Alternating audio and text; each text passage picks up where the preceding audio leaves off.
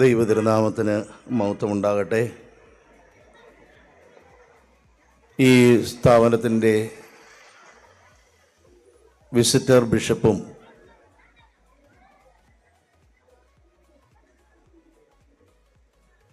എൻ്റെ സഹോദരനുമായ അഭിമന്യ ഗീവർഗീസ് മാർ പീലക്സിനോസ് തിരുമേനി, വിശിഷ്ട അതിഥികളായി വേദിയിൽ ഉപവിഷ്ടരായിരിക്കുന്ന വന്യ വൈദിക ശ്രേഷ്ഠരെ, വിശിഷ്ട അതിഥികളായി ഈ കാര്യപരിപാടിയിൽ പങ്കെടുക്കുന്ന വേദിയിൽ ഉപവിഷ്ടരായ രാഷ്ട്രീയ, സാമൂഹ്യ, വിദ്യാഭ്യാസ മേഖലയിലുള്ള ഏവരുമേ,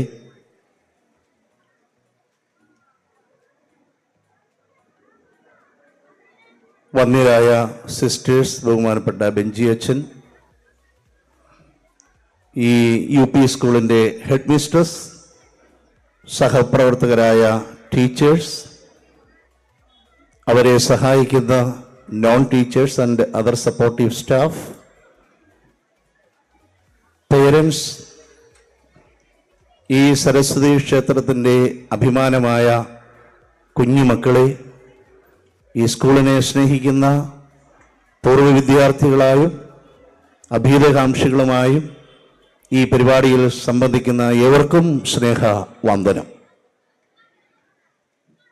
ചെറിയ ഒരു അഭ്യർത്ഥനയാണ് ആദ്യമായിട്ടുള്ളത്. നമ്മുടെ കുഞ്ഞുങ്ങളൊന്ന് ശ്രദ്ധിക്കണേ. നമ്മൾ നല്ല ഒരു സദ്യ ഒരുക്കുകയാണ്. അതിന് അനേക ദിവസത്തെ ബദ്ധപ്പാടുകളുണ്ട്.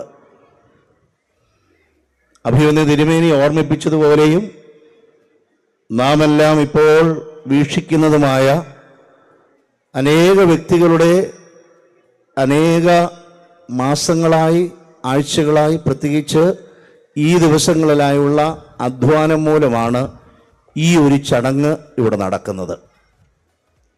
അപ്പോൾ കഴിയുന്നതും വിദ്യാർത്ഥികൾ, UP സ്കൂളിൽ പഠിക്കുന്ന വിദ്യാർത്ഥികൾക്ക് ഇവിടെ നടക്കുന്ന പ്രഭാഷണം ഹൃദ്യമായി തോന്നുകയില്ല. പലതിൻ്റെ അർത്ഥം ഈ പ്രായത്തിൽ അറിയത്തില്ലെങ്കിലും നിങ്ങൾ കഴിയുന്നതും ശാന്തമായി ഞങ്ങൾക്കുള്ള ഒരു ബഹുമാനാർത്ഥമായിട്ട് ഇരിക്കണം. നിങ്ങൾ അങ്ങോട്ടും ഇങ്ങോട്ടും ഒക്കെയുള്ള കാര്യങ്ങളിൽ പോകുമ്പോൾ ഞങ്ങളുടെ മുമ്പിൽ നിങ്ങളിങ്ങനെ നന്നായിട്ടിരിക്കുമെന്ന് ഇന്നലെ വരെ പ്രതീക്ഷിച്ച ടീച്ചേഴ്സിൻ്റെ നെഞ്ചിടിപ്പ് കൂടും. അതാ ഒരു പ്രശ്നം.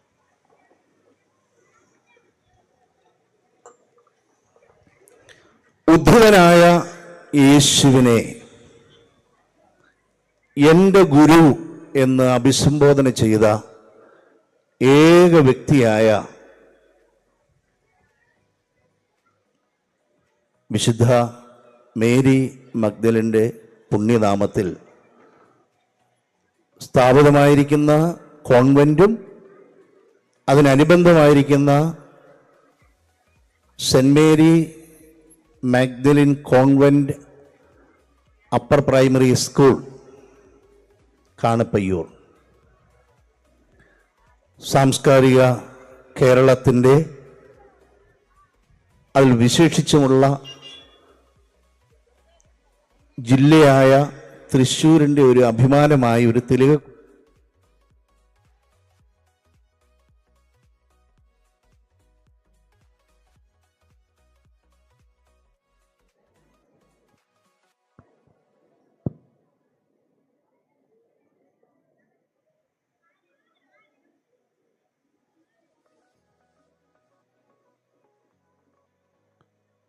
അൻപത് വർഷം മുമ്പ്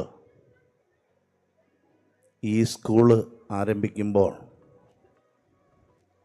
കേരളത്തിൻ്റെ സാംസ്കാരിക വിദ്യാഭ്യാസ രംഗം ഇപ്പോഴത്തെ പോലെ അല്ല.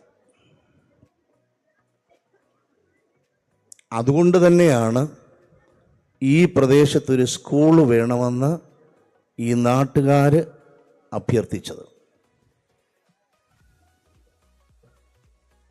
എല്ലാ വിദ്യാഭ്യാസ സ്ഥാപനങ്ങളും അതിൻ്റെ ഉദ്ദേശശുദ്ധി നല്ലതാണെങ്കിൽ വെളിച്ചം പകരുന്ന കേന്ദ്രങ്ങളാണ്. ഈ ആഘോഷത്തിൻ്റെ സമാപ്തിയായി തിരിതെളിക്കുന്നത് എപ്രകാരമായിരിക്കുമെന്നൊരു ചെറിയ ആശങ്ക എനിക്കുണ്ടായിരുന്നു, വേദിയിലുള്ള പലർക്കും ഉണ്ടായിരുന്നു. മന്ദമാരുതൻ മന്ദം വന്ന് അല്പം കഠിനമായി നമ്മളെ വീശി തലോടി പോയപ്പോൾ ഈ ഭദ്രദീപം തെളിക്കാൻ സാധിക്കുമോ എന്നൊരാശങ്കയുണ്ടായിരുന്നു. ദൈവത്തിൻ്റെ അളവറ്റ കരുണയാലും കൃപയാലും തിരിതെളിക്കുന്ന സമയത്ത് പ്രകൃതി ദൈവാനുഗ്രഹമായി നമ്മുടെ അടുക്കിലേക്ക് വരികയും അത് തെളിക്കാൻ തക്കവണ്ണം സാധിച്ചു. അതൊരു യാഥാർത്ഥ്യത്തെയാണ് നമ്മുടെ മുമ്പിലേക്ക് വിരൽ ചൂണ്ടി അറിയിക്കുന്നത്. It was not that easy to start a school like this some 50 years ago. 1961 പരിശുദ്ധ ബസേലിയോസ് ഗീവർഗീസ് ദ്വിതീയൻ ബാബാതിരുമനസ്സുകൊണ്ട് സമർപ്പിതരായ പ്രാർത്ഥനാനിരതമായ ജീവിതം നയിക്കുന്ന ഏതാനും ചില സിസ്റ്റേഴ്സിൻ്റെ ഒരു കേന്ദ്രം ഇവിടെ ആരംഭിച്ച്, ഇവിടെയല്ല, അത് മറ്റൊരു സ്ഥലത്താണ് ആരംഭിച്ച്, അങ്ങനെ പ്രാർത്ഥന കൊണ്ടും വിദ്യ കൊണ്ടും വെളിച്ചം ഈ പ്രദേശത്തിന് നൽകണമെന്ന് ആരംഭിച്ചതിൻ്റെ കാലോചിതമായ ഒരു വളർച്ചയും അതിൻ്റെ ഒരു നിദർശനവുമാണ് ഈ സ്കൂള്. റിപ്പോർട്ടിൽ പറഞ്ഞതുപോലെ ഇവിടെ ഉള്ള നിങ്ങൾക്കെല്ലാവർക്കും അറിയാവുന്നതുപോലെ തൃശ്ശൂർ ജില്ലയിൽ നിന്ന്, ഈ പട്ടണത്തിൽ നിന്ന് ഇത്രയും മാറിയുള്ള പ്രശാന്തസുന്ദരമായ ഗ്രാമീണ ഭംഗിയുള്ള ഈ പ്രദേശം അന്ന് കാടും വീടും ഒക്കെ നിറഞ്ഞതായ ഒരു സ്ഥലമാണ്. അത് രൂപഭംഗിയിലായാലും സ്പേഷ്യലായ ജിയോഗ്രഫിക്കൽ രംഗത്തായാലും മനുഷ്യൻ്റെ മനസ്സിലായാലും ഇങ്ങനെ ശൂന്യമായി കിടക്കുന്ന കാടും പടലും ഒക്കെ മാറ്റുന്നതിന് ഒരു വെളിച്ചം വേണം.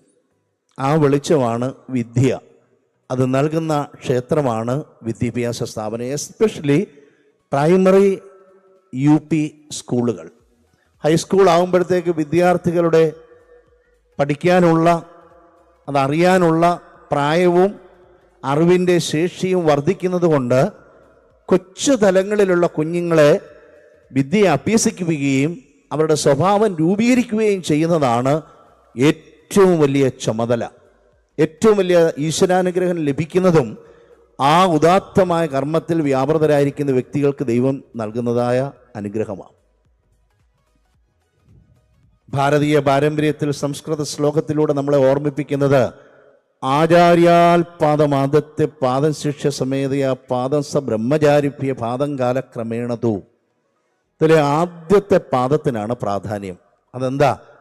ആചാര്യനിൽ നിന്ന് ലഭിക്കുന്നതാ. ആചാര്യനിൽ നിന്ന് ലഭിക്കുന്നതിന് മുമ്പ് വീട്ടിൽ നല്ല വിവേകവും വിവേചന ശക്തിയുമുള്ള മാതാപിതാക്കൾ വളരെ എണ്ണം കുറയുകയാണ് കേരളത്തിൽ. അങ്ങനെയുള്ളവർ അഭ്യസിപ്പിച്ച് പിച്ചവെച്ച് ശീലിപ്പിച്ചവരുടെ തുടർ പാദങ്ങൾ ഇവിടെയാണ് ഉറച്ച് ശക്തമായി രൂപപ്പെട്ടു വരേണ്ടത്. അതിൻ്റെ തുടർ വിദ്യാഭ്യാസമാണ്. അതുകൊണ്ട് തന്നെയാണ് മാതാ പിതാ ഗുരു ദൈവമെന്ന ഉദാത്തമായ ആ ഓർമ്മപ്പെടുത്തൽ നമുക്കുള്ളത്. അതിനുശേഷം ആചാര്യനിൽ നിന്നാണ് വിദ്യ അഭ്യസിക്കുന്നതിൻ്റെ ആദ്യ പാദം. പാദമെന്നാൽ കാല്, കാലെന്നാൽ കാൽ ഭാഗം. ഒരു മനുഷ്യൻ്റെ, എൻ്റെ വിദ്യാ ആർജനത്തിൻ്റെ ഈ പ്രായത്തിലും മുന്നോട്ട് ഈശ്വരൻ നൽകുന്ന ആയുസ്സിൻ്റെ അന്ത്യം വരെയും വിജ്ഞാന ആർജനത്തിന് വേണ്ടി ഞാനൊരു സമയം ചെലവാക്കണം. അതിനുവേണ്ടി ഒരു ഉദ്യമം എൻ്റെ ഭാഗത്തു നിന്നുണ്ടാകണം. അങ്ങനെ ഒരു മനുഷ്യൻ തൻ്റെ ജീവിതത്തിൽ നേടുന്ന വിദ്യയുടെ ആദ്യത്തെ 25% മാത്രമേ സ്കൂളുകളിൽ നിന്ന് ലഭിക്കത്തുള്ളൂ, അല്ലെ വിദ്യാക്ഷേത്രങ്ങളിൽ നിന്ന് ലഭിക്കുകയുള്ളൂ. ബാക്കിയുള്ളതൊക്കെ പറയുന്നതിന് സമയം ഞാൻ എടുക്കുന്നില്ല. പിന്നീട് സ്വയമായും, പിന്നെ നമ്മുടെ സതീർത്ഥരായ കൂട്ടുകാരല്ല, ഭാരതീയ പാരമ്പര്യത്തിലെ വാക്കുകൾക്കൊക്കെ അർത്ഥമുണ്ട്. സതീർത്ഥരെന്ന് പറഞ്ഞാൽ തീർത്ഥം അന്വേഷിക്കുന്ന, തീർത്ഥം എന്ന വാക്കിൻ്റെ അർത്ഥം തരണം ചെയ്യിക്കുന്നതെന്നാണ്. ഈ സംസാര സാഗരത്തിൽ മനുഷ്യൻ്റെ ജ്ഞാനവും അജ്ഞാനവും ഇങ്ങനെ സമ്മിശ്രമായി മനുഷ്യൻ ജീവിതത്തിൻ്റെ ലക്ഷ്യം നേടുന്നതിന് തടസ്സമായി നിൽക്കുന്നതിനെ ഒന്നിച്ച് ഒറ്റയ്ക്ക് ഈ തണ്ടു വലിച്ച് ലക്ഷ്യസ്ഥാനത്തെത്താൻ കഴിയാത്തത് കൊണ്ട് ഈ സാഗരത്തിൻ്റെ മറുതീരത്തെ ലക്ഷ്യസ്ഥാനത്തെത്തിക്കുവാൻ സമചിത്തതയുള്ള, സമപ്രായരായ, സമമനോഭാവമുള്ള, ലൈക്ക് മൈൻഡഡായ ആളുകളോട് ചേർന്ന് ഞാൻ ഈ തണ്ടു വലിച്ചെത്തുന്ന വലിയ ഒരു പ്രക്രിയയാണ് ഇവിടെ ഇരുന്ന് ഇപ്പോൾ സംസാരിക്കുന്നവരും സന്തോഷം കണ്ടെത്തുന്നവരും, പാഠഭാഗങ്ങൾ പഠിക്കുമ്പോൾ അല്പം പ്രയാസം തോന്നുന്നവരും, പരീക്ഷ അടുത്ത് വരുമ്പോൾ പനി വരുന്നവരും, റിസൾട്ട് വരുമ്പോൾ സന്തോഷിക്കുന്നവരുമായ എൻ്റെ കുഞ്ഞു അനുജന്മാരും അനുജത്തികളും എല്ലാം.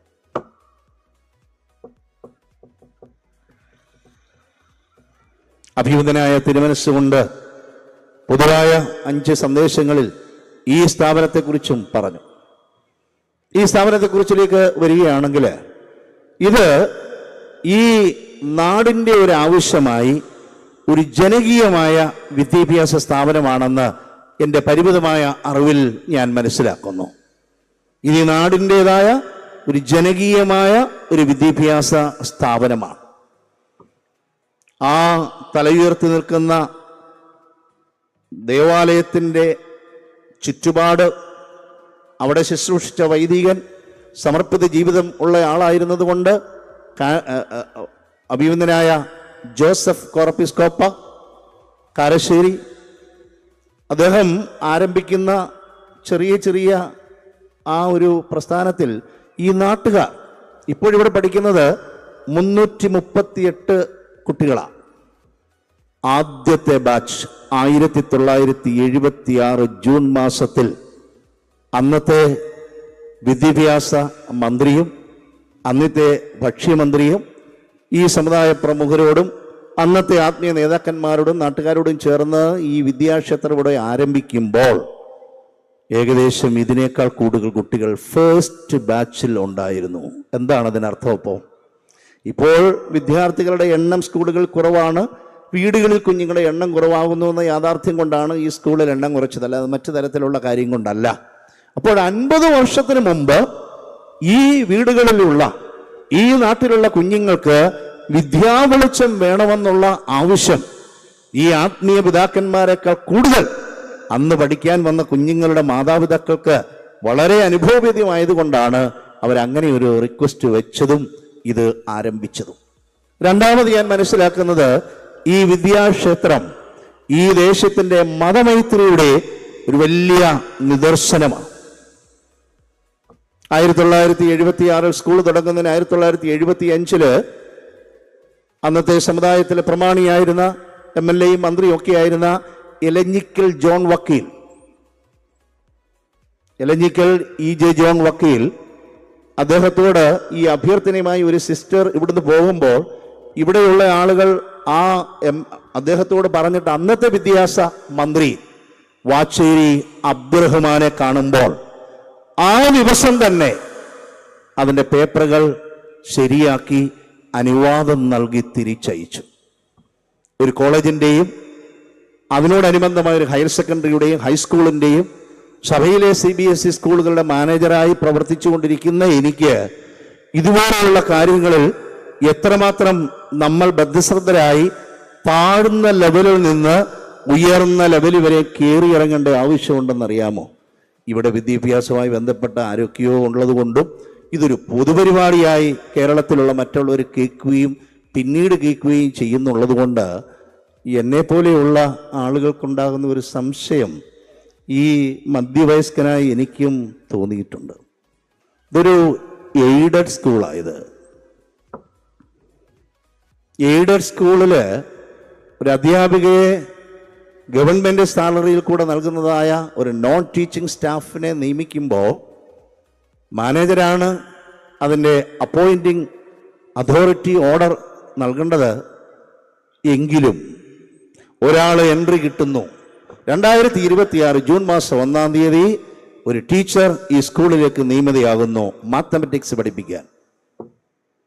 അടുത്ത അവർ കയറിയ പ്രായം മുതൽ സർവീസിലെ ലാസ്റ്റ് ദിവസം കഴിയുമ്പോൾ വിദ്യാഭ്യാസത്തിൻ്റെ ജില്ല, ഉപജില്ല, സബ് ജില്ല, പിന്നെ ഇതെല്ലാം കൂടെ നോക്കുന്ന തിരുവനന്തപുരത്തെ സംവിധാനം, അതിനെ നോക്കുന്ന ഉന്നത വിദ്യാഭ്യാസം ലഭിച്ചവരും ഉന്നതമായ നിലയിലെത്തിയവർ, അവരെ നോക്കുന്നതായി നമ്മൾ തിരഞ്ഞെടുത്ത മന്ത്രി, ഞങ്ങളെപ്പോലെയുള്ള ആളുകൾ ഇടയ്ക്കിടയ്ക്ക് ചെല്ലുമ്പോഴുള്ള തന്ത്രി, ഇവരെല്ലാം കൂടെ ആലോചിച്ചാൽ ഈ ടീച്ചർ റിട്ടയർ ചെയ്യുമ്പോൾ ഈ ക്ലാസ്സിൽ നാളെ മുതൽ ആര് പഠിപ്പിക്കുമെന്നുള്ളത് ഞാനിവിടെ ചെന്ന് വാതിൽ മുട്ടിയിട്ടാണോ അറിയേണ്ടത്?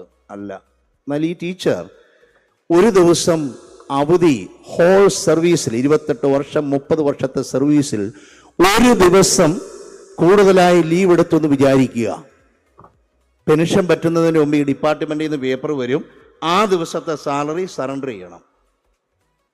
അത്രമാത്രം ഈ സംവിധാനം ഒരു സ്കൂളിലെ ഒരാളിനെ കുറിച്ച്, ഈ കുട്ടികളെക്കുറിച്ച് വലിയ ആകാംക്ഷയിലാണ് ഈ ഡിപ്പാർട്ട്മെൻ്റെങ്കിൽ എന്നെപ്പോലെയുള്ള മാനേജേഴ്സ് അതിനനുബന്ധമായ ആളുകളെ കൂട്ടുപിടിച്ച് ഈ പറയുന്ന എല്ലായിടത്തും കയറി അടുത്ത ടീച്ചറിനെ നിയമിക്കുന്നതിന് വേണ്ടിയുള്ള ഒരു ഓപ്പണിംഗ് ഉണ്ടാക്കേണ്ട ആവശ്യമുണ്ടോ?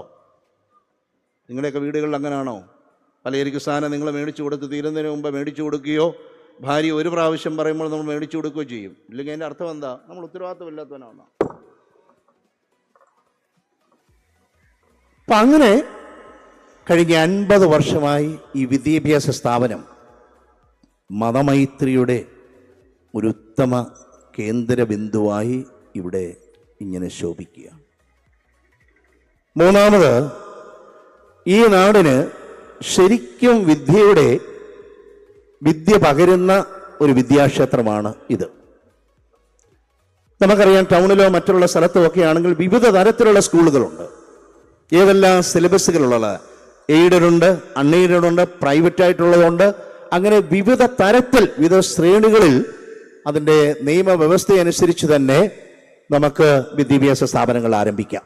എന്നാൽ ഈ പ്രദേശത്തെ ഇന്നും നോക്കിയാൽ അങ്ങനെ അധികം വിദ്യാഭ്യാസ സ്ഥാപനത്തിൻ്റെ ഒരു സമ്മർദ്ദം മൂലം ഇത് കാലഹരണപ്പെട്ടു പോയിട്ടില്ല. കാലത്തിൻ്റെ വെല്ലുവിളികളെ യഥോചിതം അതിജീവിച്ച് കാലാധിവർത്തിയായി ഇത് ശോഭിക്കുന്നത് കൊണ്ടാണ് അഭിമന്യ തിരുമേനി തുടക്കത്തിൽ തന്നെ പറഞ്ഞത് 50 കഴിഞ്ഞ് 75 100 പിന്നീട് ദൈവം അനുവദിക്കുന്ന പോലെ ചരിത്രത്തിൽ ഇതിന്റെ സാക്ഷ്യപാതയിൽ തുടർന്നും മുന്നോട്ട് പോകണമെന്ന് ആഗ്രഹിച്ചിരിക്കുന്നത്.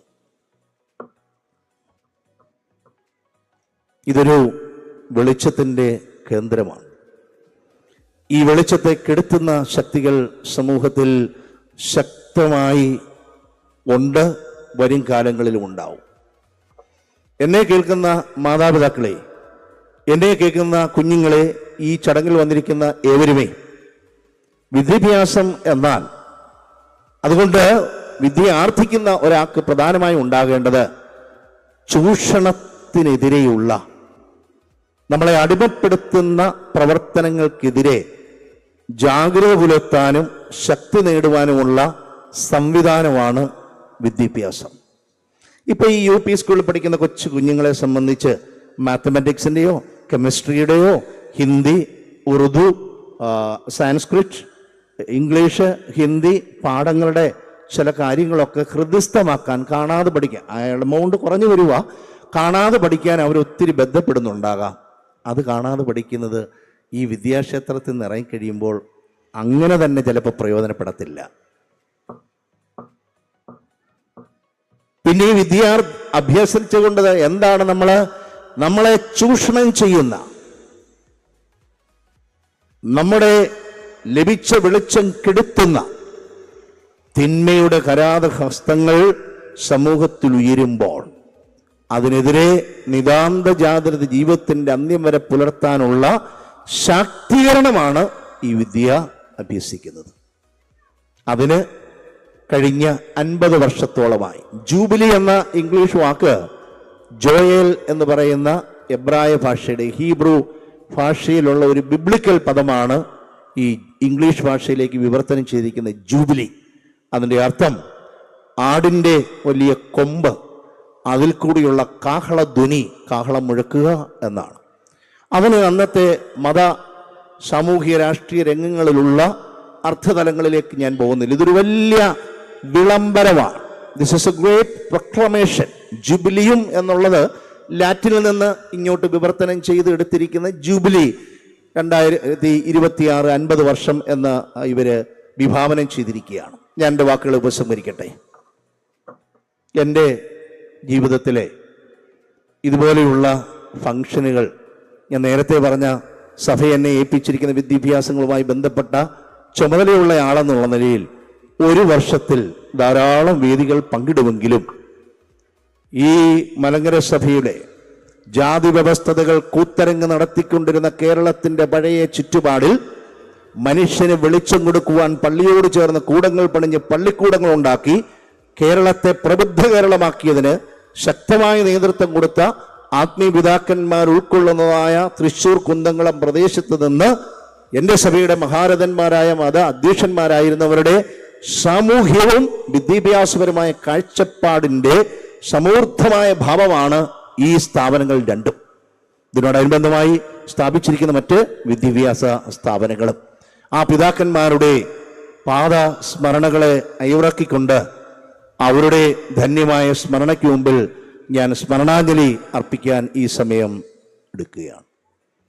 പരിശുദ്ധ ബാബാദിന മനസ്സുകൊണ്ട് വന്ന് ഉദ്ഘാടനം ചെയ്യേണ്ടതായ ഈ ഒരു വലിയ ഫംഗ്ഷനിൽ ഇളയവനായ എനിക്ക് അത് സാധിച്ചുവെന്നുള്ള ചാരിതാർത്ഥ്യമാണ് എനിക്കധികം സന്തോഷം തരുമെന്ന് ഞാനിപ്പോൾ സൂചിപ്പിച്ചത്.